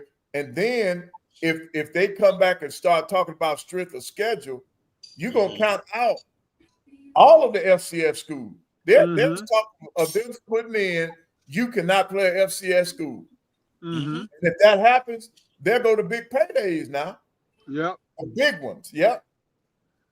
I think I'm gonna grab Coach Banks and Coach Kirsten, tell me what your plan. I know you're not waiting until 10 years from now. Go ahead, Charles. Well, case in point today, Ohio State and Grambling. We texted about it this week. Who do you think the pressure's on in that game? Ohio State or Grambling? Ohio State. Pressure's on Ohio State. They got to win big. They're a 55-point favorite. Yep. They're a 55-point favorite. One of the that's highest, Vegas, right? Yeah. It's the highest point spread that Ohio State has ever had over an opponent. Okay, one of the second highest. I think the second highest in the country, behind LSU Grambling when they played a few years ago. Wow. So the pressure's on Ohio State to win by however many they want to win by. The pressure's not on Grambling. They're getting $1 million and moving forward. So there is pressure. You know, when you're playing down like that, there's pressure on the team because Ohio State's the #1 team in the country. That defense looked great against Texas last week. They're trying to pitch a shutout and they're trying to win by as many points as they want to win by. Yeah. If it's 48-24 Ohio State, that's like a loss for Ohio State. That's a win for Grambling. Even though on the scoreboard we know what that looks like. So I think when you're playing these matchups, it's great for the paycheck, but there's pressure behind it in some of these instances as well. So let me ask you this real quick, Carlos. Who's favored in the Southern Alabama State game according to the Vegas? And who's Vegas? Who's Alabama favored in our game? Who's favored in our game, Charles? A&M by I think 7 or 8. Okay. A&M by I think 8 or 9, but A&M is favored. Okay. Alabama State is favored. I don't understand. I mean, I was kind of puzzled on A&M being favored by as much. Oh, come on. I'm just being honest. I mean, maybe that loss to Northwestern State just really dinged us pretty good, whereas Arkansas and Alabama State was a tussle 7-7. I don't know. Vegas on the road. Yeah, and Vegas and Brian Fulford said that's like a double loss for Alcorn. Yeah. For those who, you know, again, Vegas, I don't know how much Vegas knows about the FCS. I think it's just how much people putting down on it. They follow it now. I guarantee you there are people out there that study these ebbs and flows of these analytics. Trust me, they're just like Alabama State is like an 8-point favorite, 9-point favorite over Southern. At Southern, no way. Yeah, they're Alabama State's favorite. I think that was on social media the other day. I think I might have reposted it. They could be favorite. I'm talking about the margin. They could be favored. I'm just looking at the margin. Yeah. That's a lot on the road now. Yeah, I'm just saying a lot on the road. Yeah. You know, I don't pay a lot of attention to Vegas. I thought that's why you made your decision. I thought that's why you made your decision, Carlos. Because you looked at the line and said, well, I better go with the line. The analytics of Vegas, I think I know more. Come put your bets on me knowing about the inside on that game. I don't know. I don't know. Well, Carlos, if you were a betting man, you already said the Southern's gonna win the game. You need to go ahead and bet on that, man. You make a boatload of money. I'm sorry, you said Bama State was gonna win. I'm sorry. Yeah. You make a boatload of money, yep. But now if I bet on Southern win, I'd make a good little change, huh? Yep. Well, you know, in Vegas, they have these prop bets, right? So I was talking with somebody the other day. Do you think Grambling will get inside Ohio State's 40-yard line? Wow. Those are prop bets that are out there. You know, what's it called? Prop bet. Okay. PROP, prop bet. Okay, gotcha. All those little things are factored into those games. Yeah. You see, I know nothing about gambling. I don't know anything about gambling. You can tell. Listen to my answer, but I will say this, Mr. Jackson. How you doing, Mr. Jackson? If Southern refs don't come with that BS, we will win by +10. Here we go. Here we go with the referee. Yeah, there have been some questionable calls over the time, but I can tell you it's been as equal amount of questionable calls against the home team. Can Vegas put a bet on that? How many bad calls will Southern get at home? They SWAC officials there, Carlos. They SWAC officials there. At the end of the day, they SWAC officials. Well, they're human and they make mistakes. I'm gonna leave it at that. We don't want to rank officiating by the conferences. It's all about did they get the Baton Rouge crew or did they get the Tallahassee crew? Who did they bring in this week? Willie, your camera's gonna go off if you don't watch. Quickly, some other big games. A shout out to Morgan State. They went down to South Alabama, Coach Applewhite, and they did respectful. They really did. North Carolina Central at Old Dominion coming up. If North Carolina Central loses, they're 1-2. After the first game, everyone was saying, "Wow, North Carolina Central." But then the conference games comes in to play. But all games matter, right? And who does Norfolk State have? Do you know? I don't know that it matters too tough, but that's just me. Yeah, they all non-conference this time of year. Yep. And Delaware State, they're playing another good game. They actually didn't play bad against Delaware. You know, defense was aggressive. But at the end of the day, we'll monitor those type coaches because Vegas is betting a lot on those coaches. Get it? to get it done. To get it done. And in all honesty, I think it's going to take them a while. Oh yeah, it's not, Willa. You have that look on your face. Yeah, you got to build a house brick by brick. Got to build a foundation. Yes, you do. And you got to have the time to do so. And that foundation is important because if that foundation is not right, that house is not right. I don't care how good it looks. And so that leads me back to, again, Southern University.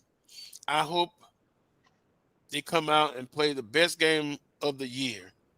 First home game, Pete Richardson Classic. He'll be in the press box as a color analyst.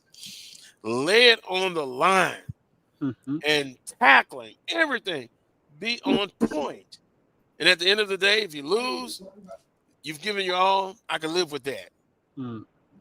Closing comments quickly. Charles? I have on this hat here, ladies and gentlemen, this is Vicksburg High School. They won last night. They're 2-0 for the first time since 2016. Second-year coach Chris Lacey. I'm representing Vicksburg High, so congratulations to Vicksburg High. 2-0 for the first time since 2016. You didn't think it was Valley, huh, at first? It was Valley. Yeah, and for me, real quick, it's raining. I'm gonna take Charles and his guests. I'm taking him to a restaurant, so they'll be able to tell you about it next week, Carlos. You have crawfish up there? Oh no. Well, I was taking him to this barbecue country. I'm taking him barbecue. Yeah, he loves crawfish. Well, he likes it all. That too. I got him. Go ahead, Will. Close it out. To all the schools that are playing guarantee games today, get that check, come on home healthy, get on up out of there and take it on into the following week. All right. I'll say this quickly. Basketball, I don't think I'll be saying it as much. Get the check because they have some success. For football teams with the group of 5, FCS brethren, let's get a better record. Let's start kicking in the door and kicking some tail. Yeah. On that note, we want to thank Melody, our producer. I still have to talk with her about that MEAC thing. But we appreciate the job. Everybody in the chat room, keep the discussion going. I'm getting ready with the entourage ready. I'm going to roll up to A.W. Mumford and let the chips fall where they may. Is this the governor of the state of Louisiana? Governor, I think you're going to need an escort for Carlos Brown. Can you send Louisiana State Police to escort him to the stadium, please, sir? On that note, peace. And he hung up on me.